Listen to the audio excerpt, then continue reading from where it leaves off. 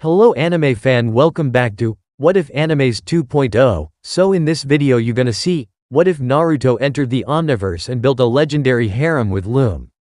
This is part 1. And if you want more, then hit that like button and don't forget to subscribe. So let's getting the video, and do check out the author of the story. Mission completion and desertion. Naruto groaned in pain as he woke up. He felt a familiar pain in his shoulder as he slowly managed to open his eyes. He looked around for a few minutes before he began to recognize the familiar sterilized white walls and ceiling of the hospital. Naruto groaned in annoyance as he fell backwards onto the bed, wincing slightly as he remembered the familiar technique that had injured him. Naruto laid down and just stared up at the ceiling. The only noise he heard was the sound of his own breathing and the heart monitor that had been hooked up to him. With nothing else to do, the blonde began to think back on his life. He frowned as he remembered his early life. Naruto's unwillingly being made to be the jail of the nine-tailed fox, or the Kyuubi as they called it. His early years being ignored by the matron of the orphanage and his fellow orphans on her words. He remembered being kicked out when he turned 8, and being given an old apartment in the red light district. He remembered how he learned all the nooks and crannies, all the good places to hide in case certain villagers got crazy. A small smile came to the blonde's face as he remembered the drunks, prostitutes, and other members of the red light district who didn't see him as a monster, but someone who had just been given a seriously bad hand, like many of them had. He remembered how they would help hide him when people were hunting him. He remembered his later years in the ninja academy, how he was purposely left out of certain lessons, or given bad advice from teachers, and how everyone would laugh and mock him for his lack of skill, or even just for being lesser than them. How he adopted the mask of an idiot to hide his pain, to keep some people off his back. He remembered his first ninja team, Team 7, consisting of him, the Rookie of the Year, Sasuke Uchiha, the Kunoichi of the Year, Sakura Haruno, and Kakashi Hatake. Another frown came to his face as he remembered how Sasuke and Sakura would mock him, and how Kakashi would turn a blind eye. He remembered how the D-rank customers would make it harder for him, while singing Haruno and Uchiha's praises. He scowled angrily as he remembered how Kakashi would always go against his own words and train Sasuke privately, leaving him and Sakura alone. He remembered his first real mission, where he gained his first real friend in Haku, who had a similar past to his own, hated for something that wasn't in his control. How he died to save a man who gave him a purpose to live. He remembered the Chunin exams where he would blow away everyone's expectations of him failing in the first round. How he met with the old perverted sage, Jiraiya. The whiskered blonde let out a small laugh as he remembered how he knocked out Ebisu, the closet pervert, with one move, and how easy it was get him to agree to train him. He smirked as he remembered the sense of pride he felt when he learned the Rasengan and earned the right to summon the toads. The sense of pride grew as he remembered how he defeated Gaara, the holder of the one-tailed beast, and Neji, the former Rookie of the Year, and prodigy of the Hyuga clan. His smile was replaced with a scowl as he remembered how Sasuke, the village golden boy, had run away from the village, the mission almost resulting in the death of Neji, Choji, Kiba, and Akamaru. How Kakashi and Sakura looked at him with disappointment when they learned the mission failed, as if the whole thing was all his fault. He remembered the feeling of joy he felt when Jiraiya took Naruto out of the village to train him. He remembered the anger he felt when Jiraiya told him of his parentage, that his father was the 4th Hokage and that he was his godfather. He also remembered the shock and outrage on Jiraiya's face when he told the Toad Sage of his life. Apparently, the Sandaime wasn't as good as he thought he was. He told Jiraiya lies of how Naruto was adopted and under the care of a loving family. He remembered the blood, sweat, and tears that went into the following 3 years that followed. How he learned taijutsu, ninjutsu, the various variant version of the Rasengan, picking up on his stealth skills, and learning to become a better ninja. He remembered running into retired ninja who he met and gained the trust of, learning things from them that he couldn't learn from Jiraiya, specifically elemental affinities and a sensor ability. He also remembered the day a slug, sent by Tsunade, dropped off a scroll detailing a specific chakra exercise that allowed him access to copy her super strength. He remembered how he returned to Konoha and how so many people seemed to have changed. He also remembered the disgust he felt for some of the people there. Then he remembered how he managed to get in this position, Team 7, reunited after Naruto's training trip, were sent out on a mission of their own to one of Orochimaru's bases to find Sasuke, after leaving the village in pursuit of the power he believed was necessary for killing his elder brother and avenging his clan. After arriving at the base, Naruto, Sakura, their new teammate Sai, and Kakashi were separated. Naruto found himself facing off against Sasuke alone. Sasuke, full of himself, mocked Naruto, saying that he could have been training instead of wasting his time attempting to bring him back to Konoha. Naruto's response was to get into a stance. The two were evenly matched. Naruto's personalized frog kata, going toe-to-toe with Sasuke's family interceptor style. As for jutsu, Naruto managed to match any fire and lightning jutsu Sasuke used with a mix of wind and water style respectively. It all came to head when Sasuke activated his curse seal and went into the second state. The boy then proceeded to mock and gloat, going on and on about how with this, he was far superior to anyone from Konoha and that he would finally fulfill his ambition. It was during that time that Naruto began to tap into the Kyuubi's chakra to even the playing field. The brawl continued for a little bit and then ended again in a similar way to their clash at the Valley of the End. Sasuke, in the middle of their initial attack, took out a lightning chakra-infused sword and stabbed the blonde in the shoulder. This time, however, Naruto's Kyuubi-enhanced Rasengan plowed through Sasuke's and slammed him in the chest. The technique cracked some ribs and sent the Uchiha flying into the opposite wall and straight into the realm of unconsciousness. Naruto smiled to himself as he remembered the look of shock on Sasuke's face when he was taken down. Finally, he had beaten Sasuke and proven himself no longer the dead last of his generation. Naruto was drawn from his memories and feeling of victory by a familiar rumble getting his attention. He glanced down at his stomach and mentally cursed his large appetite and where he was. Naruto had always hated hospital food. With little thought, Naruto formed a shadow clone and then sent him out to Ichiruka's to get some ramen. Naruto quickly laid back down and began to relax. Little did the boy know, his entire life was about to change. A few moments later, Ichiruka ramen stand, Naruto's clone grinned as he paid for his ramen and immediately began make his way back to the hospital. As he moved all around him, he heard various whispers around him. It's him. What's he doing out of the hospital? Did he heal that quickly? Should have just put him out of our misery is what we should have done. I heard that he nearly killed the Uchiha heir. We should take him down now, before he tries to kill someone else. The clone ignored the whispers of the bigots. Wanting to get the ramen to the boss faster, he jumped up and started to run across the rooftops for the hospital. After a few minutes, the clone had the hospital in sight when he noticed something off. Looking down, he saw a familiar trio of people. He immediately recognized the three as Danzo, Homura, and Koharu, the three advisors to the Hokage, in this case Tsunade. Naruto's clone immediately felt alarm bells go off in his head. He barely saw the three together unless they meant business. Given the fact that they were currently speaking to each other outside of the cage tower, meant that something big was going down. Naruto didn't know what was going on, but he immediately ran down to keep an eye on them, leaving the wrapped ramen hidden, in case they managed to catch a whiff of it. The three advisors walked down the street and arrived at a small house. Upon seeing them enter, Naruto's clone quickly went to a window a floor above them, and then quickly entered, before anyone could notice him. Pulling pranks on Jonin and Anbu really had its advantages. The clone then entered the home and quickly began to navigate the home. He stepped lightly to avoid stepping on any loose boards and making any unnecessary noise. Naruto soon found a flight of stairs going downstairs. He quickly stopped near the base of the stairs. He saw the trio of advisors sitting at the table with a familiar man. The man had familiar pink hair done up in a star style with a mustache and, despite his darker skin tone, he could easily tell that this man was related to his teammate, Sakura Haruno.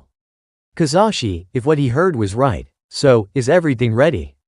Kazashi asked the trio. Yes, Koharu answered, nodding her head, the report is already on its way to the daimyo.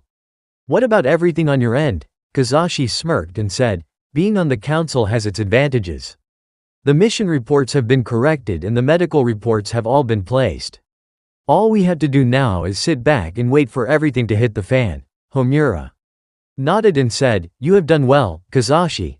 Kazashi nodded and said, thank you. Now as for what I was promised. Koharu sighed and said, The engagement between your daughter and Sasuke will go through.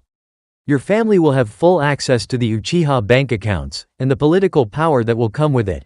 Kakashi smiled and said, "Good. My daughter will get her dream boy, I'll be rich, and the demon brat will be sent away. I must ask though, what happens to the boy afterwards? He is supposed to be the village's weapon after all." Danzo nodded and said, "My men will intercept him as he is taken away. After that, all it will take is a little nudge in the right direction and the boy will be our tool like he should have been years ago." "Damn," Sarutobi and his bleeding heart. Naruto's clone gritted his teeth as he heard this. The blonde then slipped back out of the house, undetected, and quickly grabbed the ramen and proceeded to rush towards the hospital. The boss was going to be pissed. Danzo glanced towards the corner and could have sworn that he saw a glance of orange, but immediately dismissed the idea. Maybe he should pay a visit to the eye doctor later. The future Hokage couldn't have his eyes failing. At the hospital a few minutes later, Naruto turned towards the window as his clone returned from his ramen run. "Thanks man," he said with a smile, "you're a lifesaver." Naruto downed the ramen rather lowly, as opposed to his normal eating pace, that being wolf as much down as you can in a few minutes. As he slurped down the last of the broth in his bowl, Naruto let out a sigh of satisfaction, having been able to enjoy his favorite food. Naruto set his bowl to the side and leaned back in bed, ready to take another nap, but stopped when he saw that his clone hadn't dispersed yet. The blonde's gut immediately told him that something bad was going on. "Did something happen?" he asked. The clone simply sighed before exploding into a puff of white smoke. Immediately, Naruto's mind was assaulted by the clone's memories. This included being on the receiving end of a lot of glares from civilians, being greeted by old man Tuichi and his daughter, paying for his ramen, seeing Danzo and the old fossils, and the ensuing meeting between them and Kakashi. As the memories faded, Naruto let out a growl. He always knew that the council and their like had it out for him. He should have known that they would pull something like this would happen after he got the village prince back. He knew that if it was Tsunade in charge, she would see the prick punished for abandonment. These guys, however, apparently were invested in the Uchiha's Sharingan and repopulating it. After a few moments, the blonde began to calm down and think. The mention of changed medical reports and mission reports had the blonde worried. If the council had changed those, most likely they would portray him as a nuisance and hindrance while praising his team. Another thing that got his attention was the mention of the daimyo. The Hokage title was the most prestigious title in the village, but the daimyo was someone even Granny would have to listen to. If he knew the villagers, they would jump at the chance to have him thrown out of the village and out of their hair. Naruto let out a sigh as he got up from the bed. It looked like he was going to have to head out of Konoha after all. He would have to make sure to get a message to the old pervert when he got to a safe place. Naruto quickly made his way to a small stack of clothes, threw them on, leaving behind his headband, and swiftly made his way out of the hospital. Naruto, as quickly and stealthily as possible, made his way to his apartment. The blonde ninja, soon to be former, quickly went through his items. He grabbed the basics, being a change of clothes, a sleeping bag, a medical kit, and some special food pills. He also made sure to empty out the jar of money he had saved up from various missions he had saved up. He called it the "Get the Hell Out of Dodge Fund," jokingly of course, but now it seemed a lot more appropriate. As far as equipment, he grabbed his old green goggles, some spare kunai and shuriken, and a roll of ninja wire. He also managed to grab a few explosive notes, flash bombs, smoke bombs, and a small pack of caltrops. Naruto quickly sealed all his tools and equipment in various small scrolls that he could hide under his jacket. Naruto was about to leave when he noticed something. He remembered it as a box of some of his old pranking supplies. There were stink bombs, paint bombs, fake vomit, real vomit, don't ask, fake dog poo, and other basic jokes and gags. Naruto grinned as a familiar glint filled his eyes. If any of his old pranking victims had seen him, they would have become extremely nervous. He quickly grabbed some of the stink bombs and paint bombs, leaving behind some of the grosser pranks, as he knew they wouldn't help him. Adjusting his goggles on his head, he shot off and made his way to the village wall. Quickly and stealthily, the blonde made his way towards the main wall, with nobody noticing. Some looked up at the occasional sound of a roof tile moving slightly, but dismissed it as just a bird moving on the ceilings. After A few minutes, the boy reached the village wall. With no one around, the blonde was quickly able to get over the wall without anyone noticing. Meanwhile, beyond the planet's atmosphere, from above the ninja world, the planet would look very similar to another human-populated world. The planet held blue oceans, with various areas of brown, green, and white all visible from the atmosphere. As opposed to the different landmass consisted of 7 continents, the land on this planet had only one giant landmass, like the prehistoric supercontinent of Pangaea. Slowly, the view pans to show a large dome sitting in the dark side of the moon. The dome appeared to be about the size of a baseball stadium and covered in tinted glass. The glass-like substance was a special polymer that was made to reflect the radiation from the sun, to keep the people inside from frying. The dome seemed to have a large metal ring on the bottom of it, with large rings digging into the rock, keeping it anchored. Inside the dome, a figure is seen sitting at a chair. We see a large hand, with 3 fingers and a thumb, typing away at floating dark blue keyboard, with a dark blue holographic screen floating above it. On the screen in front of him you could see numbers, letters, and symbols of all kinds, going by at such a fast pace, you'd be amazed the person typing could keep up. Above the screen he was looking at were various people all over the world below. Images of deserts, mountain, shores, seas, and various people. Suddenly, a dark blue circle with a white exclamation mark appeared on the screen, getting his attention. The figure hummed in interest before pressing his finger into the circle. The image of Naruto going over the village wall. The figure hummed again, moving his hand to rub his chin. After a moment of deliberation, he spoke. Caretaker, he spoke, what is the current situation of subject Naruto Uzumaki? There was beeping noise when a computerized female voice spoke. Subject Naruto Uzumaki is currently a half a mile from the village of Konoha. Scan reveals a set amount of survival supplies, as well as tools and gear. A lack of a member of Jonin level ninja or his team, as well as he no longer wears his headband. There is a 97.661% chance that he is abandoning the village. Current destination unknown. The figure nodded. It was highly likely that the boy had gotten tired of the treatment those lower lifeforms. Why is it that whenever a person of that low intelligence they react with anger and fear? It was understandable at time, but at moments like this it just caused some unnecessary problems. The figure then responded, what about the village itself? Are they aware of his leaving? The computerized voice responded, scanning. The screen cycled through various images, all of them various areas of Konoha. The hot springs, the academy, and various other areas before it came across the hospital main area. There was the image of Danzo and the 2 elders speaking with the various members of the remaining Rooking 12. What is he saying? A nurse apparently found subject Naruto Uzumaki's hospital room and told her superiors, who then told Danzo, who had just arrived. He apparently expected Naruto to attempt to leave at some point.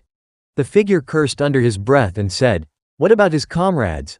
The computer let out a beeping noise and the screen showed various information, including the names of the ninja, heartbeats, brainwaves, blood pressure, and other various objects that would indicate a physical reaction. Apparently, Danzo has given an abridged version of what happened on subject Naruto Uzumaki's retrieval of Sasuke Uchiha, as well as his status as the 9-tailed fox's holder. According to scans of the various members of the group, rookies, Kiba Inuzuka, Sakura Haruno, Ino Yamanaka, and Neji Hyuga are all experiencing a fusion of anger and disbelief. There is a 85.256% chance this is due to Kiba and Neji's injured pride 3 years ago, and Sakura Haruno's and Ino Yamanaka's hormonal attraction to Sasuke. Uchiha, Choji Akamichi, Rock Lee, Tenten, and Hinata Hyuga all experience disbelief. This is 87.528% likely due to Hinata's old affliction, Choji being out of the loop, Rock Lee's potential rivalry, and Tenten original indifference towards subject Naruto Uzumaki. Shikimaru Nara, Shino Aburame, and Sai Shimura all seem calm. This react is 87.265% likely, from the fact that they either knew of Naruto's affliction, or believed that something is not being told. The figure sighed. He could understand all their reactions. He idly wondered what the Academy was thinking when they implemented that dead last and Rookie of the Year crap. All it did was assign a label that everyone would hold over the dead last's head like it would mean anything. He had a prime example in that Jiraiya fellow. He was originally the dead last of his generation and now he was one of strongest warriors the village had, as well as a spy master. A sudden blaring of an alarm got the man's attention. He turned back to the screen and was shocked to see that the remaining members of the rookies were now heading out. Warning. Threat to subject Naruto Uzumaki imminent. Konoha Group. Rookies. Members have been dispatched by Danzo to retrieve subject Naruto Uzumaki. According to examinations of mental states, emotional states, there is a 75.236% chance that some may attempt to physically harm subject. The figure grumbled to himself, rubbing his chin in thought. What will happen if the subject is captured? The computer beeped, running through various numbers and computing various outcomes. After a few more moments it stopped and gave its answer. Probability of imprisonment, high. Probability of execution, medium. Probability of weaponization, high. The man slammed his fist down on the armchair with a grunt of frustration. If this happened, all the planning and work he had put into his project would go to waste. The boy was a one of a kind, and probably the only person on the planet who seemed perfect for his experiment. He had hoped that he could wait a little bit longer before revealing himself to the boy, but now was as good a time as ever. Caretaker, he ordered, send down one of the drones. Only one. Put it in stealth mode, and it shall only intervene when it became necessary. Give it a non-lethal payload, but allow it to access the lethal payload if it comes to it. Acknowledged. Orders set and recognized. Sending drone now. Outside of the dome, a single figure can be seen moving through space. The figure approaches the planet below, turning red as it entered the atmosphere before it faded.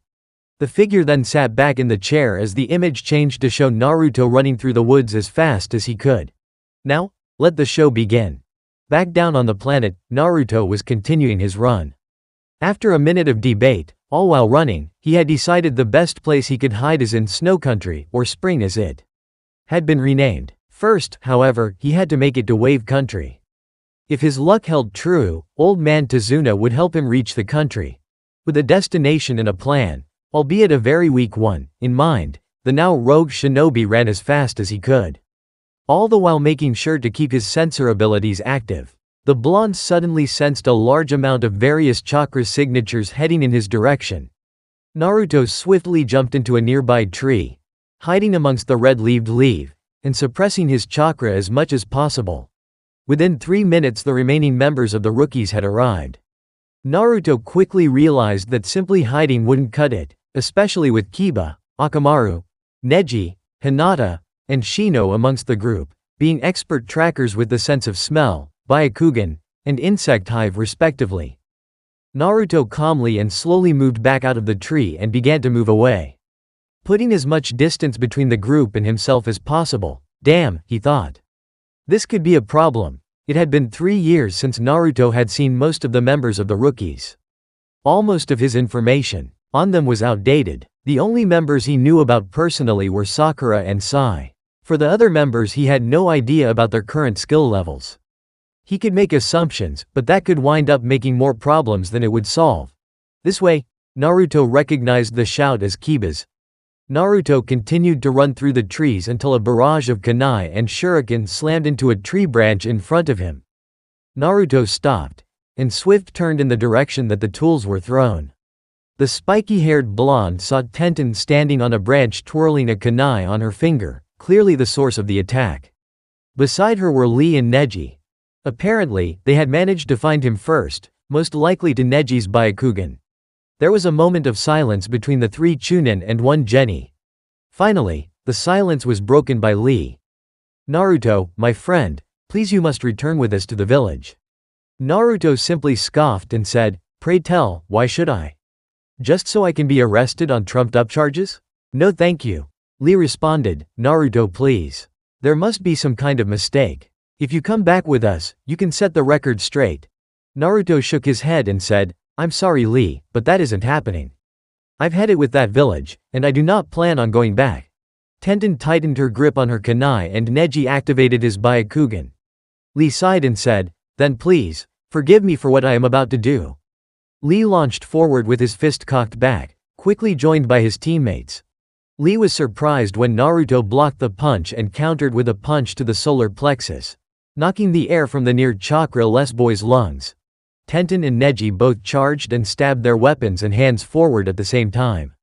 Naruto dodged, pushing Lee out of the way and into a tree in the process, before pulling out a pair of kunai and blocking Tenten's assault. Neji attacked from the boy's side, only for the blonde to perform a quick substitution with Tenten. Neji was shocked when he found his attack striking his teammate instead of his opponent. Neji's danger sense went off as dodged a pair of kunai aimed at his shoulders. With Lee and Tenten temporarily disabled, Neji stood alone in his regular stance. He was shocked at the amount of skill Naruto had shown in just a few minutes. However, it would not deter him from completing his mission. "Give up now, Naruto. It is your fate to be defeated by us today." Naruto raised an eyebrow at Neji's words and asked, "I thought you were out of that phase." "Fate doesn't control everything, you know." Neji answered, "It does not matter to those who cannot rely on their own power." Naruto narrowed his eyes before getting into a basic stance of his own. One that Neji didn't seem to recognize. Neji launched forward and attacked with a few basic Jyuken strikes, but it was blocked by the blonde. Dynamic entry. Naruto let out a cry of pain as he felt Lee's foot slam into his back. The boy was sent rolling as he was swiftly followed by the recovered Tenten. The bun-haired girl unsealed a staff which connected with the still recovering blonde's body and knocked him into a tree. "Damn it, there are too many trees. I need some room to move." Leaf whirlwind. Naruto was drawn from his thoughts just in time to see a barrage of low and high kicks sent his way. Replace himself with a log a good distance away. With that, a sudden rush of memories of one of his clones getting taken out by Kiba filled his mind. The blonde then swiftly got up and ran, with Team 9 in hot pursuit. After a few moments, Naruto came into a clearing of trees. Naruto stopped near the center of the clearing and waited. Leaf Great Whirlwind, Gentle Fist, Tenketsu Needle. The blonde swiftly dodged and parried a wave of low, mid, and high kicks from Lee and a single strike from Neji. As they were continuing to brawl, Tenten sat up in a tree a little bit away, hidden in the shadow of the leaves and branches, a bow and arrow in her hands. She took aim and waited for the right moment to strike. Seeing her opportunity, she fired. Naruto let out a cry of pain as the arrow entered his shoulder. He winced at the pain, but kept his head in the fight. The whiskered rogue ninja sent out a wave of wind chakra from his body, knocking the duo of fighting ninja off balance. Then, grabbing both of their heads, he slammed them together before throwing them off in different directions. Tenten launched out of a tree and shot forward, a sword unsealed and ready for use. Naruto responded quickly and focused some more of his wind chakra into his hand. With a swing of his arm, the wind chakra-wrapped hand struck the blade and sliced it clean into several pieces. Tenten's eyes widened before she got punched in the stomach.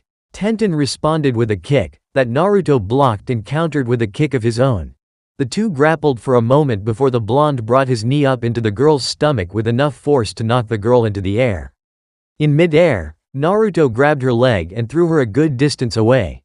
Neji and Lee, now recovered from getting knocked around, got up and were ready to attack. Naruto, realizing he had to end this quickly, pulled the arrow out of his shoulder with a grunt. Pulling another object of interest out of his pocket, Naruto pulled his goggles down over his eyes. "Look at the birdie." Naruto threw the object up into the air. The flash bomb went off, temporarily blinding the three, Neji especially with his Byakugan activated. Naruto quickly formed two clones and all three of them attacked the team. A barrage of punches to the chest and face knocked Neji on his butt, breaking his nose, cracking a couple of ribs, and blackening both of his eyes. Lee's attacker knocked him in the jaw, the temple, and then proceeded to dislocate his shoulder, then punch in the knees, overextending the joints, making him cry out in pain. Finally, Tenten received a mix of chakra-enhanced punches and kicks to the face and stomach. All three Chunin hit the ground out kid and in a good amount of pain. To end it, all three clones got up and stomped down on the three ninjas. The strikes were powerful enough to knock the three of them out. Naruto panted that had been a bit of a pain. Naruto quickly pulled out his medical kit and applied a bandage to his shoulder. He also took a solider pill just in case some of the others found him. Naruto was about to make a run for it, when he was suddenly aware of something rushing towards him. He dodged just in time for a familiar pair of spinning drills of fur to rush past him. Naruto turned and glared at Kiba and Akamaru as they came to a halt. Naruto suddenly turned towards the direction they came from to see the rest of the retrieval team standing there. "Naruto," Shikamaru called out, "you know you can't win against us. Just come back with us already, troublesome blonde." Before the boy could respond, Sakura decided to butt in. "Just give up now, Baka," she said, angrily. "You couldn't take me back when we were in the academy and you can't take all of us on now. Just give up and come back so you can get your punishment." Naruto glared at his former crush, having grown out of it a year into his training trip, and asked, "Why should I, Sakura? Why should I go back to be punished for completing the mission and bringing back that duck-haired traitor? I'm not going back to be brought up on trumped-up charges, while Sasuke gets a slap on the wrist." Sakura was about to say something, but Naruto cut her off. "If you say something about trying to kill Sasuke, then push those thoughts out of your dumb mountain-sized head, bimbo. You weren't there, so anything you have to say about what I did to Sasuke means absolutely nothing. I'm not going back to just be blamed for something that should have been done long ago, so the council can have its Sharingan and Sasuke can have his perfect record. If you want to take me back to Konoha, you're going to have to drag me back half dead." Sakura growled angrily and shot forward, her temper overriding her better judgment. She drew back her arm and was ready to slam her fist into the blonde's face. She had done this so many times, and was assured of her own superiority over the boy, that she was shocked beyond all words when Naruto held up a hand and caught her fist. Naruto stared at his former teammate and former crush as he tightened his grip on her fist. Sakura, not entirely used to being in pain, fell to one knee as she felt the bones in her hand grind together. "And to think, I used to find that forehead of yours charming." Sakura's eyes widened as he looked at the blonde before she was punched so hard she went flying. She rolled across the ground and stopped right in front of the rest of the team. Sakura groaned in pain, a nasty bruise forming on her face. She stood up on shaky legs before leveling a fierce glare at the boy who dared to hit her. "That's it. I'm dragging you back to Konoha in pieces." Sakura raged, nursing her injured hand. They were about to engage each other when a familiar voice, to Naruto, spoke up and sent an all too familiar shiver down his spine. "I'm sorry, but we cannot allow that." Naruto's eyes widened as he slowly turned towards the source of the voice. No way. My luck cannot be that bad," he thought, and prayed that it wasn't who he thought it was. Unfortunately, it was. Walking out of the tree line was one Itachi Uchiha and Kisame Hoshigaki. The recently turned rogue ninja cursed himself as he had completely forgotten about the Akatsuki, and the chance that he may run into one. Naruto gulped as he realized that he was currently in a no-win situation. Even if he dealt with the Konoha team, he would have to deal with these two. He wasn't the only one nervous. The retrieval team, despite youthful arrogance, didn't believe that they could take on these two. They all knew what Itachi was capable of, and that was years ago. In all that time, there was no doubt in their minds he had gotten more powerful. "Naruto Uzumaki," Itachi said, "I suggest that you come with us." Naruto glared at the man and looked between the two teams out to capture him. One so he could be dragged back and punished unlawfully, and another so he could be used to some greater gain that he didn't know about. Kisame saw Naruto's hesitance and quickly got impatient. "Forget reasoning, Itachi," the shark man said. "I'm just going to cut off the brat's legs and we can drag him back." Lifting his bandage-wrapped weapon, Kisame launched forward, appearing in front of Naruto in a few seconds before the blonde could perform a substitution. Kisame smirked maliciously as he swung his weapon. Naruto closed his eyes and braced for the pain. Clang. The sound of the bandage-wrapped sword striking metal was not the sound everyone expected. Naruto slowly opened his eyes and gasped at what he saw. There was someone holding off Kisame's weapon with his bare hands. The figure stood as tall as Kisame himself. He was apparently wrapped up in advanced chakra armor. The armor area of his chest and abdomen resembled dark gray muscle. The upper arm, upper legs, and sides were black and had a metal sheen to them. On each shoulder was a small thick shield, most likely a pauldron. His forearms and lower legs had dark gray armored gauntlets and greaves, boots on them with dark blue lines tracing their sides, glowing with power. His head was covered in a helmet designed after a samurai helmet, with a completely black blank face and everything else dark gray. The armored man shifted his weight and sent Kisami's sword upwards and then punched Kisame in the jaw, sending the S-rank murderer flying like a rag doll. Kisame hit the ground, a grunt right next to his teammate. "Damn, that hurt," he said as he got up and angrily pointed his weapon at the interloper, shouting, "Who the hell are you? My name is of no importance to you, Kisame Hoshigaki." His voice was deep and sounded mechanical. He turned his towards Naruto and then at the group. From his point of view, the world looked dark blue as he scanned all the conscious members of the group. Based on bioenergy levels, brainwaves indicating states of mind, and other physical elements, they were deemed a mid to low-level threat individually and mid to high altogether. However, a similar scan of Kisame and Itachi showed him that they were a potentially high threat level individually and together. He turned his head towards Naruto before pointing at the retrieval team and asked, "Do you believe that your current skill set will be sufficient in disabling them?" Naruto looked at this new member in surprise and slowly nodded. "Good. You shall deal with them. I shall face off against these two." Naruto nodded and stood up and faced against his former comrades. With that, the new guy and Naruto both charged, ready for the fight to begin. Freedom and a new friend in Konoha. Just a little bit before Naruto left the village, Tsunade nursed a growing headache. This meeting between the councils had been going on for some time now. She was only here because it was part of her job as the Hokage. Ever since Naruto had returned the rogue ninja Sasuke Uchiha, things had been hectic. The ninja clans were all practically calling for the Uchiha to face punishment. They believed that the Uchiha was still a flight risk. He had managed to get away from the village before, and he would be able to do it again. They were all calling for Sasuke to have his mind picked for any information he had on the Sound Village, Orochimaru, and any of his experiments that he had done so far. Then have his chakras sealed off and be imprisoned for life, or just have him executed. The civilians were calling for Naruto to be punished for his brutal treatment, in their opinion attempted murder, of one of the founding clans of Konoha. They were saying some bull about the Uchiha being kidnapped by the Sound Ninja and not going willingly. Basically, they were calling for Naruto to be punished for his assault on their golden boy. Tsunade was growing frustrated with the constant bickering between the two groups. "Enough." Tsunade yelled in anger, having had enough of this argument. This a council meeting, not an argument between kids. Sasuke Uchiha was convicted of leaving the village on his own. As such, he will be punished. Immediately, Mebuki Haruno, standing in for her husband, stood up and said, "Lady Hokage, while I agree that the Uchiha should face punishment for abandonment of the village. However, we can't do so without getting any information out of him.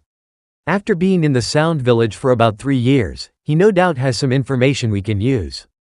As for the assault charge, we do not know what entirely happened.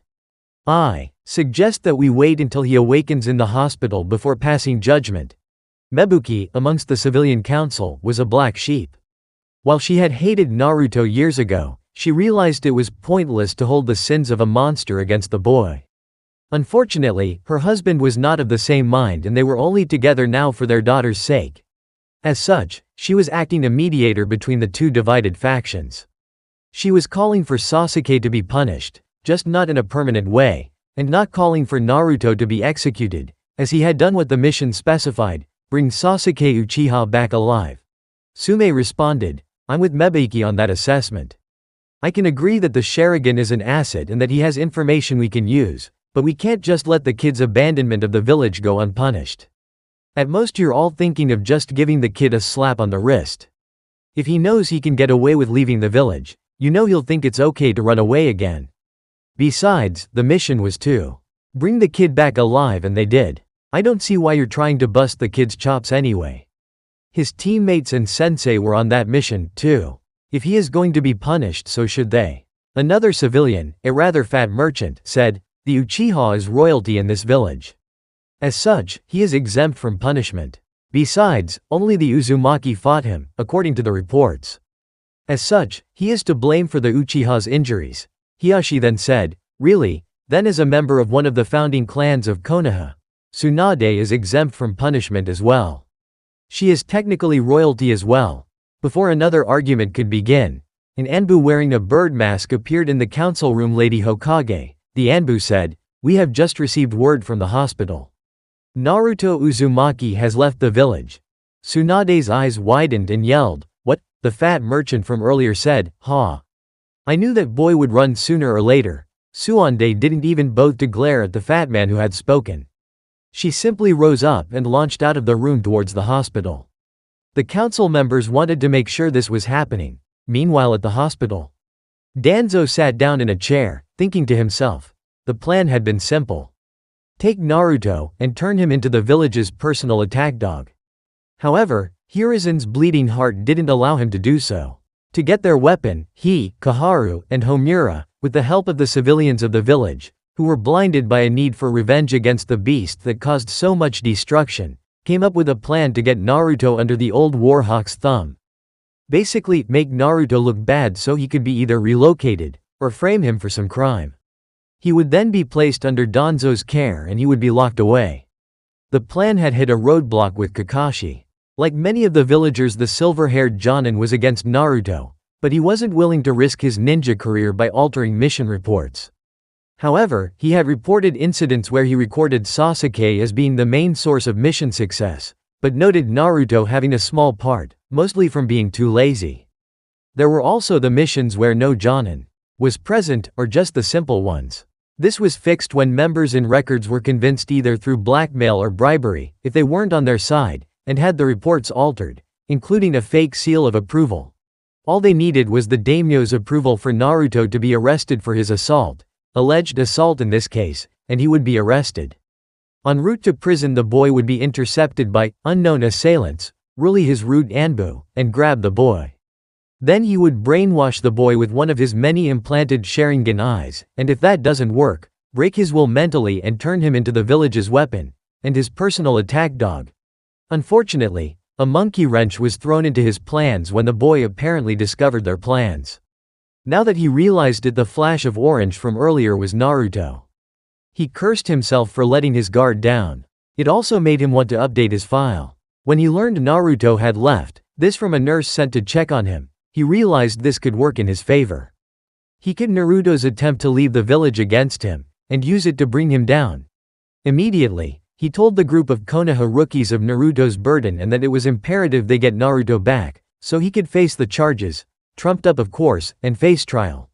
He could tell immediately from their reactions, that Kiba and Neji were apparently upset, most likely from their injured pride as they had lost to the boy years ago. Knowing Kiba's brash nature, he was taking the words at face value. From Sakura and Ino, he immediately could tell that their fangirl nature had made the boy public enemy number 1 to them. Choji, Hinata, Tenten, and Lee all looked shocked, as if they had come to a form of understanding, something that made the old man want to keep an eye on them. What really worried him was the contemplative looks on Shino's and Shikimaru's faces, like they were thinking they weren't being told something. He then had to use his Sharingan eye to influence them to follow his orders to bring Naruto back, even though you can't leave without Suad's permission, saying that they couldn't let Naruto get away.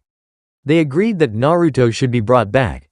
That had been almost 15 minutes ago, and most likely they had caught up to Naruto by now, by his calculations. If his information was accurate, all of them should have no problem taking him down and bringing his weapon back. Danzo. The old war hawk scowled as he turned towards the sound. It was Tsunade surrounded by the shinobi and civilian council. She stomped up to him and said, "What is going on here? I just learned that Naruto has apparently left the village of his own free will and only 15 minutes after the fact. Why wasn't I told immediately?" Danzo, not threatened by the slug Sanin's anger, said, "I was on the site to check on our resident Jinchuriki and I found that he was gone after being checked on by the nurse. As it was necessary, I already dispatched a group of Chunin to bring him back." The woman snarled at the man. "You sent out a group of ninjas without my permission?" she yelled angrily. "You don't have that power, Danzo," the elder said, as an advisor to the Hokage. The woman didn't feel like listening to the man strut like a peacock and yelled, "Your job is to advise your Kage on certain matters. You don't have the authority to give out orders to my ninja." Tsunade calmed herself down for a minute before she continued. "You and I are going to be having a very serious conversation. Both you and those other fossils. In the meantime, Anbu, I need you to get some papers from my office. A ranked mission clearance for a group to leave the village and retrieve Naruto Uzumaki and bring him back for questioning." One of the civilian council members said, "The boy has clearly abandoned the village. We must kill him before he exposes any of our secrets." Tsunade was about to say something, but Mebuki was a bit faster. What secrets would a genin who hasn't been in the village for 3 years know? If this was your precious Sasuke, you would be calling for him to be brought back alive. Shut your mouth about things you do not understand and let the Hokage do her job. Tsunade nodded thankfully and then turned to one of the Anbu in the room and said, "Well, what are you waiting for?" The Anbu vanished to do his ordered task. Tsunade began to wonder what had happened to make Naruto leave the village. She mentally prayed that Naruto would be brought back so they could have this whole incident cleared up. Meanwhile, Danzo was seething that his plans were going so far off track. However, he still had the daimyo on his side. Knowing the man was more interested in listening to the jingle of coins in his pocket than doing what was best for his main military power. Otherwise, he wouldn't have gotten away with everything that he did. All the old war hawk had to do now was wait. Meanwhile, with Naruto at the battlefield. The battlefield was shaken up by the group fighting one another. Naruto was currently on the receiving end of a lot of fighters. He had managed to fight them off for now, and was thanking whatever deity that was watching down on them for his training in fighting multiple opponents, usually his own clones, and for his massive chakra reserves and stamina. They had been battling for a few good minutes. Naruto was currently in another fist fight with Lee, he and his teammates being revived by Sakura's medical prowess. He dodged a pair of Jiyuken strikes from Hinata and Neji before spinning on his heel, to dodge a punch from Choji and countering with a powerful elbow into his cheek. The rotund boy was sent crashing the ground. Naruto then performed a substitution, with a log of course, to avoid a barrage of needles launched by Tenten, most likely covered in poison or a paralytic agent. Sakura charged at him from his side, but he quickly knocked her fist away, slammed a fist into her diaphragm, knocking the air from her lungs, and then throwing her over his shoulder in a different direction. Off to the side, Shikamaru and Shino, not being front-line fighters, prepared to fight. Fang over fang. The two drills that were Akamaru and Kiba, launched at the blonde from both sides, when the blonde performed a substitution to avoid the attack. The two wound up slamming into each other. They fell to the ground clutching their heads. Naruto landed a good few feet away from the substitution. As he prepared to fight again, he glanced over his shoulder at his mysterious savior. The unknown was currently engaged in a 2-on-1 brawl with Itachi and Kisame. He was fast enough to dodge Itachi's usual methods of attack and strong enough to stop Kisame's sword. As Naruto glanced at the unknown, Shikamaru and Shino seized their chances. Ninja art. Shadow possession jutsu. The Nara heir's shadow extended and connected with his former comrade's shadow. As soon as the two shadows made contact, Naruto felt his body seize up and he lost his ability to move. Naruto cursed his carelessness, but was immediately drawn from his thoughts to the sound of insects buzzing. Naruto was then aware of the sea of black that surrounded him. Shino's hive. The rest of the group stopped as they realized Naruto was now cornered. They were still prepared to fight, in case he got out of his situation, as unlikely as it seemed. Shikamaru said, "Give up, Naruto, you can't escape now. Even if you can get out of my technique, you can't deal with all of Shino's hive. Just surrender." Naruto growled angrily and said, "You can kiss my orange-clad but, pineapple head." Shino sighed. Though his visage was currently hidden, you could tell he was frustrated. "Then you leave us no choice, insect bog."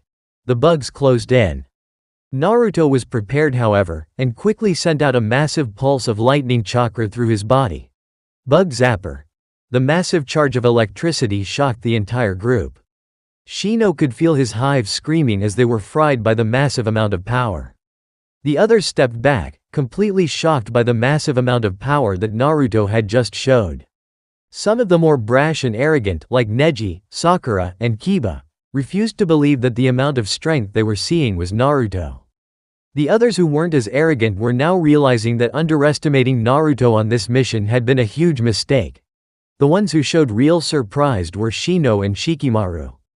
They had theorized that Naruto had gotten stronger in the past 3 years that he had been gone. He had proved himself a good fighter in the Chunin exams and on missions that they had worked together on.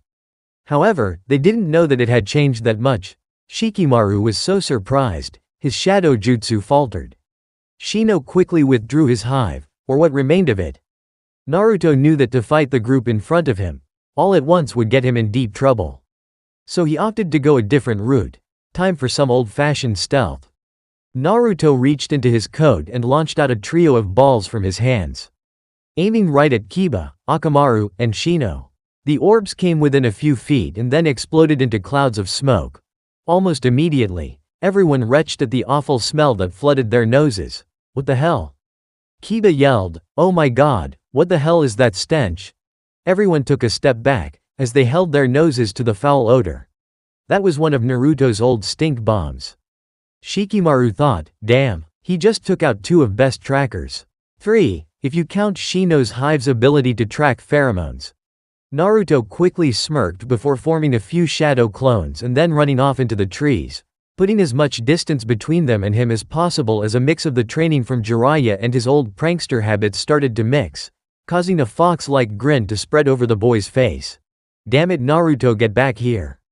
Sakura yelled angrily as he ran off into the trees after the boy, anger over her recent humiliation over her getting hurt overriding her judgment. Sakura, get back here. Shikamaru yelled as she ran off before he cursed under his breath, Sai, go after her, the rest of you split up into teams and find him. The group gave their confirmation of their orders and ran off into the woods after the blonde. Meanwhile, Naruto's unknown ally was currently in a grappling match with Kisame. Kisame was currently having a blast, even though someone was currently interfering with their mission. It had been a very long time since he had fought anybody who could match him in strength alone. He couldn't remember the last time that he felt his adrenaline pump like this. Since he felt his blood rush with excitement, he couldn't remember the last time a fight brought him such enjoyment. As they were brawling, Itachi made sublet movements as he pulled out a series of shuriken. Fire style. Phoenix flower scarlet claw. Itachi released the shuriken from his grip and then using a fire blast from his mouth, wrapped them in blaze of crimson fire. To add to the flames, he went through a few more hand signs. Fire style. Grande fireball. The fire-enhanced projectiles and projectile fireball all rushed towards Kisame and the still grappling unknown. The shuriken simply bounced off the man's armor, only 2 sticking to his back as the flames spread. The flames hit the rogue swordsman, only for his body to evaporate into steam, revealing he had switched with a water clone. Kisame smirked and said, "Guess that new fancy armor didn't do anything." Itachi kept his eyes on the flames. Suddenly, a dark figure could be seen in the center of the blazing inferno. It became clearer and clearer as it moved closer. The armored man was revealed to have no scratches on him, save for a few stubborn embers that stuck to his body. The sound of metal hitting dirt reached their ears. Glancing behind him, they saw that the shuriken that had embedded themselves into his back were falling out. The drone looked at the group with his blank face, giving an emotionless mask that surpassed even Itachi. The drone then opened a special compartment in its back. 2 rods, both about 8 inches in length, shot into the air, before falling, the drone catching them. The tops of each staff glowed briefly, then blades of energy formed, each one almost 3 feet in length. Chakra blades? Itachi thought, his eyebrow cocked in curiosity. Kisame scoffed and said, "Ha, if you knew so much about us, you should know that chakra blades are worthless against Samahata." Kisame charged and swung his massive weapon, only for the armored man to dodge to the left and then swing his own weapons. Kisame blocked, fully expecting the chakra to be drained from the weapons. His confident smirk was replaced with a look of shock when Samahata screeched in agony. He quickly drew back and immediately got on the defensive, dodging a barrage of precisely aimed sword swings. As they passed a tree, one sword swing cut right through it, bringing the smell of burned wood. Kisame jumped back to put some distance between him and the unknown. Itachi was also surprised, though his face didn't show it.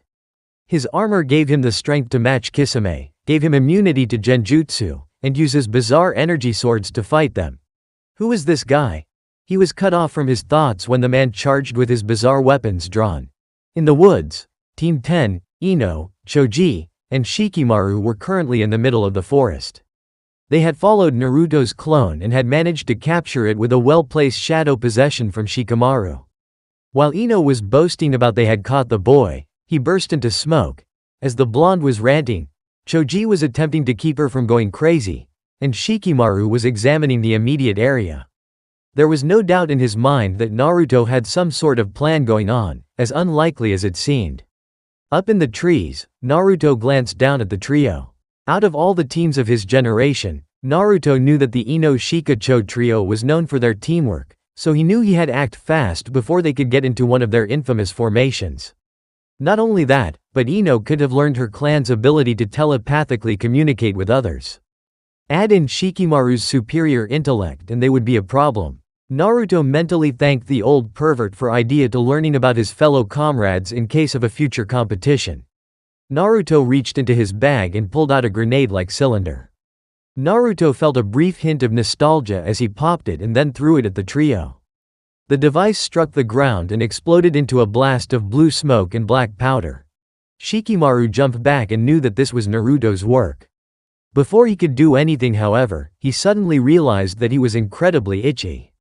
He quickly realized that the bomb had been laced with itching powder. Ino and Choji soon followed their boss's lead and began scratching like crazy. "Geez," Choji groaned in annoyance as he scratched himself like he had fleas. First a stink bomb, now a canister of itching powder? Hell's king of pranks is making a comeback. Oh man, what did he put in this stuff? Ino was sharing Choji's sentiments and said, "I'm going to murder that blonde moron." Naruto then leapt from the trees and said, "Well, here I am then, flower girl." Ino growled angrily as she went through hand signs for her signature jutsu. She fully intended to transfer her mind into the boys and tear it apart. Shikimaru realized this as a ploy by Naruto had tried to stop her, but it was too late. Mind transfer jutsu. Ino's mind launched forward from her body, leaving her limp. Naruto smirked at this and quickly performed another substitution, with Shikimaru this time. The next thing the genius knew, his mind was being forced back as Ino took over his body. The possessed Chunin looked down at his hands with a shocked expression. Choji realized what this meant and turned only to get a punch to the face, a knee to the gut, and a getting thrown over Naruto's shoulder to slam into a tree. Naruto then quickly performed a powerful curb stomp on the Pone Ino's stomach, utilizing the long-time weakness of her family technique. The male blonde then launched forward towards the shell-shocked Ino, Shikimaru, and slammed her in the stomach. A barrage of punches would result in some nasty bruises that began to appear on Ino's body as well. To finally finish the job, Naruto punched the possessed Chunin before grabbing him by the skull and slamming him skull first into a tree. The Chunin hit the ground unconscious. Moments later, Ino moved slightly, indicating she was back in her body, but feeling the combination of her own injuries and the ones dealt to Shikimaru. Naruto smirked and turned to Choji, who just got up from his spot on the ground and growled before charging. The two began a rather brutal hand-to-hand fight. Choji had Naruto beat in size and it was clear that he was putting his weight into his punches. Naruto used his smaller frame to his advantage, ducking, bobbing, and weaving through the attacks, and then counter-attacking. Naruto dodged a punch and threw a shot that struck the Akamichi heir in the stomach, making him double over. Naruto then grabbed Choji's head and threw up a knee into his face, breaking his nose and causing blood to leak. Angry, Choji then went for his signature technique. He jumped back and used his expansion technique to bloat himself up. Naruto expected this and quickly began to throw a Rasengan in his hand. He was shocked, however, when Choji's hair wrapped around him and formed spikes. Something Naruto remembered seeing the old pervert do during one of their many spars. The surprise quickly faded, and Naruto brought his technique to bear, just in case. The two charged and prepared for the final stand. Spiked human boulder, wind style. Rasengan. The two techniques clashed. The resulting pulse kicked up dust and sent wind smashed into the trees, sending loose leaves from the branches. The two attacks ground against each other, the chakra-infused hair holding up against the spiral sphere of chakra. After a moment, Naruto pushed more chakra into the technique, pushing Choji back and knocking him out of his boulder form. Taking advantage of the chubby boy's temporary disorientation and rushed forward. The remained strength of the wind chakra-enhanced Rasengan slammed into Choji's stomach, causing him to scream in pain as it ground away at clothes and burned the skin and muscle beneath it. Choji, still screaming, was sent flying into a nearby tree and struck it with enough force to break it. With the Akamichi now unconscious, Team 10 was officially taken out of play. Naruto smirked at his victory before shaking his head. Now was not the time to get cocky. He quickly sent out a pulse and found that Team 8 was now the closest to him. He then made for them, intent on taking them down. Naruto quickly found themselves standing around. Kiba, Akamaru, and Hinata were currently looking for him, while Shino seemed to be performing a technique of his own. Naruto could feel something off, but he couldn't tell what was. He guessed that it was something to do with the boys' hive. Naruto began to think of something to take them out and came up with a plan rather quickly. Staying downwind of Hinata, he approached the group. Down with Team 8, damn it, where is he? Kiba growled angrily, Akamaru barking alongside him, since Naruto had hit them with one of his old stink bombs. His entire sense of smell was messed up. This was supposed to be an easy mission. When the hell did Naruto start thinking like this? Naruto was practically the Omega of their class and that was how it was supposed to be. He was the only one frustrated. Because the smell had clung to his clothes, Shino's hive was also slightly incapacitated, due to the Kakaichu's sensitive sense of smell. Add in the damage he had done earlier with his surprise lightning attack, and Shino was beyond frustrated. Right now, he was using one of his clan techniques to speed up the repairs to his hive. Out of all three, Hinata seemed to be the least upset.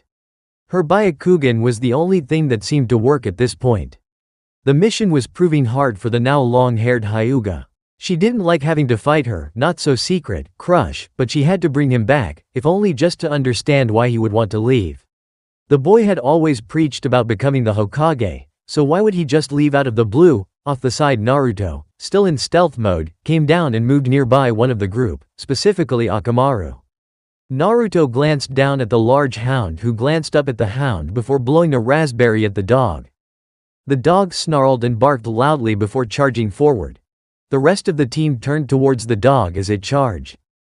Naruto dodged the swipe before grabbing the ninja hound's rear right leg. He swung the hound around in the air before throwing the nearly horse-sized dog over at Kiba, who didn't react in time. He was nearly crushed underneath the weight of his partner. Naruto then charged forward, leapt over the dog and then stomped hard, right on Kiba's skull, knocking him out. Naruto formed a pair of shadow clones who proceeded to do the same to Akamaru, incapacitating the hound. To follow up, all three charged at Shino and Hinata. Hinata took a step back as Shino pulled out his arm and sent out a wave of new Kakaichu. However, much like his earlier technique, the two clones burst out lightning from their bodies, frying the two bugs. The two clones then leapt into the air, somersaulting in the air. As lightning erupted from their legs to the air and came down with a shout. Clone lightning axe kick. The two axe kicks connected with Shino's shoulders before he could create a bug clone. The physical blow strained Shino's bones and the lightning shocked him, damaging flesh and nerves and frying a good amount more of the Abarame's hive. Shino let out a scream before he fell over, out cold. Naruto turned towards Hinata, dispelling his clones. The girl looked nervous before getting down into her family's traditional stance. "Please, Naruto," she said, "just come back with us. We only want to get things figured out." Naruto sighed and said, "Figure what out? Those council bastards saw a chance to get rid of me and they are. If you don't believe me, then the daimyo is going to be arriving in a few days to discuss an issue involving a potential traitor." Hinata's eyes widened. People were conspiring against Naruto? In her own village. She guessed it might have to be about the Kyuubi, but that was ridiculous. Naruto wouldn't do anything to harm the village. He had stated that as many times as he wore orange. There was no way anyone in their village would have to try Naruto executed or killed. No way. Naruto saw the surprised and disbelief in her eyes. He just shook his head. She had never seen the worst of Konoha, like Naruto had. She may have a hard time due to her father, sister, and cousin, but she never had been dealt with. Naruto then charged, taking Hinata by surprise before chopping her on the back of the neck, knocking her out. Naruto sighed as the Hyuga heiress fell to the ground out cold. Naruto then turned to leave, but was stopped when a barrage of kunai landed at his feet. Naruto turned towards the direction they came from and saw the remains of Team 7 and Team 9. Sakura cracked her knuckles and charged forward, completely ignoring the shouts of Neji, who was currently in charge in place of Shikimaru. She charged forward, and Naruto wound up grappling her. The two stared at one another, glaring at one another. Just give up already, she said. You're coming back with us, whether you like it or not. Naruto didn't answer her. He was tired of this old song and dance. He smiled and said, to think, I used to consider that forehead of your charming back in the day. Just so charming and kissable. Sakura's eyes widened. Those words. She remembered Sasuke saying those words to her just before running off, apparently feeling shy about admitting his feeling for her. How did Naruto know what Sasuke said to her? She didn't get a chance to ponder this before slamming his knee into her stomach. Naruto then punched her and sent her rolling backwards. Sakura immediately got up and glared at her. Naruto snarled and said, listen, I've told you before, I'm not going back. Neji smirked and said, you don't have much of a choice. Even if we can't beat you, our backup will? Naruto blinked and asked, backup? Neji simply smiled and said, I can see them. An Anbu and at least 3 Jonin. Even if you defeat us, you will have to defeat them. Naruto narrowed his eyes. Naruto wasn't sure about everyone in Anbu. On top of that, he wasn't sure he had the skill or experience to defeat 1 Jonin, let alone 3. Neji didn't entirely count as he had only been recently promoted. Naruto, Lee said, you are outmatched. Please, just surrender, my friend. You cannot defeat all of us. Naruto sighed and said, I told you before, I'm not going back, Lee. Tenten brought out her scroll and said, Naruto, either you give up, or we just beat your orange-wearing ass unconscious and drag you back. What is it going to be? Naruto looked between them all and reached out with his sensor ability. He could sense the fight between his unknown and the Akatsuki members. He also could sense the 3 Jonin and Anbu coming their way. Naruto sighed and said, I'll take option 3. He formed a familiar hand signs and said, beat the crap out of all of you and run. Mass Shadow Clone Jutsu. There was an enormous puff of smoke surrounding them. As soon as the clone were gone, there were multiple shadow cones surrounding the remaining teams on all sides. The Chunin and Jonin were all staring on in shock as they saw just how many shadow clones Naruto could make. If Lee wasn't so shocked, he would be spouting about the flames of youth right now. The group got ready to fight, but Naruto was one step ahead. Every clone leapt up into the air, and Naruto focused all his strength and slammed his fist into the ground with a small, local quake that managed to knock the group's balance off. As the clones descended, Naruto and his clones called out the formation. Naruto 2K Uzumaki Barrage. Meanwhile, Itachi had seen many things in his life as a missing nin. However, this was something that had flabbergasted him. The mission had been simple. Zetsu had found that Naruto was leaving the village and they decided now was a good time to obtain the Kyuubi. They had found Naruto about to confront his friends. Then they were interrupted by this unknown armored individual. As the fight progressed, Itachi realized that this guy was no normal man. He was far stronger than any human being, aside from Tsunade or Kakuzu. Then there were his weapons. Those weapons didn't seem to rely on chakra as they burned through everything they touch, including the water and even the air, something he could easily smell. Right now, Itachi was sporting some bloody knuckles from a close-range attack that went bad. He was also suffering from some slight chakra drain because his armor allowed him to tank, basically all the techniques he threw. He also had some burned spots on uniform from some just barely dodged sword slices. Meanwhile, Kisami's arm was currently broken from a grappling contest that went horribly wrong. If that wasn't enough, he also had a long, cauterized gash across his chest which, if Kisami's expression was anything to go by, hurt like absolute hell. He also had a large bruise on his face, and was clearly missing a tooth. All in all, there were too many unknowns with this guy. Who was he? Where did he get his armor and weapons? How had someone with this skill in building, weaponry, and fighting skill eluded them? I am through wasting time, he said. I will terminate you now. You have interfered with my mission long enough. He held out his hand and was about to act when something happens. He glanced at the side. The man then turned to a different direction. Then, he deactivated his swords and put them back into his back. He turned and then shot off into the forest at such a fast clip. It would have made a certain green-suited Jonin jealous. Itachi turned towards his partner and said, Kisame, we are leaving. The shark man turned and said, what do you mean we're leaving? We have to. The former mist shinobi was stopped mid-complaint when he saw the sharp glare of his comrade. We are both injured by an unknown who is currently still around. There is also the fact that there is likely backup coming for the Konoha shinobi. We are in no position to face off against them, especially with your arm and chest wound. Now, we must retreat. I am fairly certain that Pain will want to learn of this new player. Kisame growled, but he knew that his normally silent partner was right.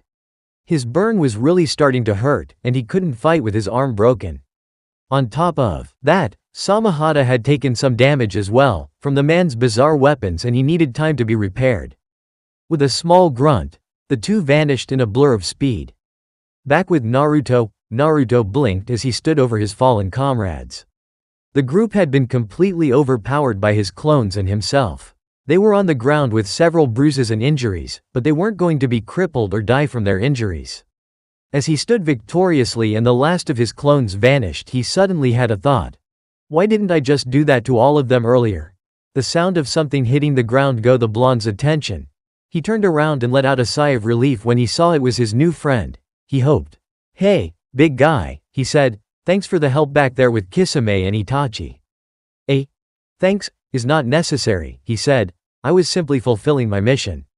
Naruto nodded and looked at him with a curious eye. If I might ask, what was your mission?" He answered, "To prevent your capture and then deliver you to my creator." Suddenly, the man's head opened, revealing machinery and wires inside. A triangle-shaped object shot out and hooked onto Naruto's face. Naruto grabbed at the hose and tried to tear it, but suddenly the large machine grabbed the blonde's hand and stopped him. After a moment, Naruto's movements started to slow until he fell over and lost consciousness. The drone then proceeded to pick up Naruto. The rest of his body, his chest, arms, and legs, opened up as well and then pulled him inside of his body, and then closed up. The robot's back then opened, revealing a pair of thrusters, which fired up and sent him flying up into the air. As he flew off, several shinobi from Konoha, including an Anbu with a fox mask, Kakashi, Guy, and Asuma arrived. Kakashi said, "Spread out, see if you can find them. If Naruto has gotten away, they may know where he has gone, or at least have a hint." Little did they know that Naruto was long gone, in a direction they would not be able to follow. Several miles above the surface, the drone flew up, flying high above the clouds. Suddenly, a bright blue energy field formed around him as his feet fired off jets like the ones on his back. He flew higher and higher until he finally shot through the atmosphere. Now surrounded by the icy void of space, his body began to glow slightly red, to add heat and warmth to his currently sleeping and unwilling passenger. He flew through the void, approaching the massive dome, hidden in the shadow of the moon. "Creator, I have returned with subject Naruto Uzumaki. What are my orders?" After a moment, an answer came over the droid's internal computer. "Bring him to the control. Make him comfortable. Seeing as we have, essentially, kidnapped him, he is bound to be a little bit upset." The drone understood this and flew towards dome and entered through large bay door open on the side.